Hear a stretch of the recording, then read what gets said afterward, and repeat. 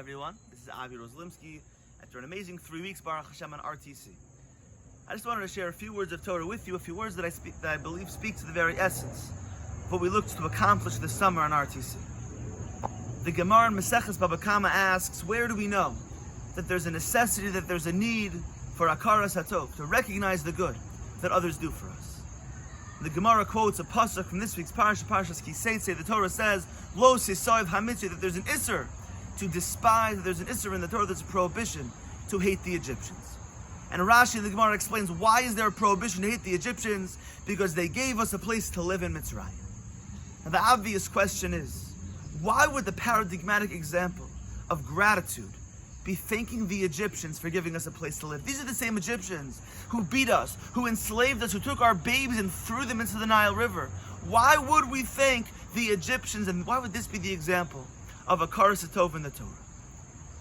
So the Chasam Sofer asks this question and he answers with the following powerful insight. The Chasam Sofer explains that very often we focus on the negative. And often there is negative. Often there are things to complain about. Often there are things to be upset about. But says the Chasam Sofer, we need to put that aside sometimes and focus on the positive. It's true, the Egyptians beat us and tortured us and did horrible things to us, but they still gave us a place to live.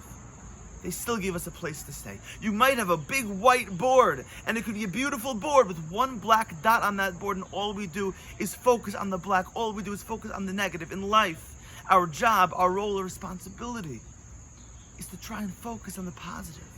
Is to try and put aside the negative, is to try to put aside the things that are bad.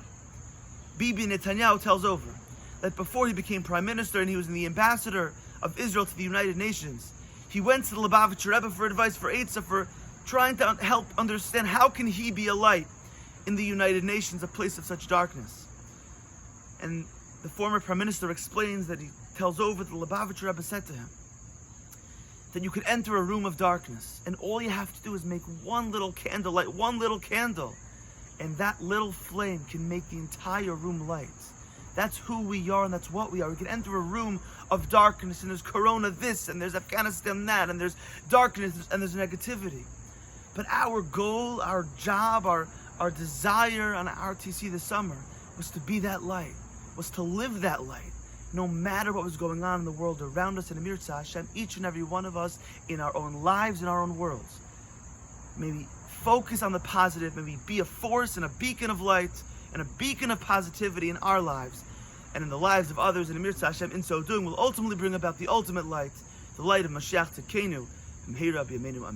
Good Shabbos.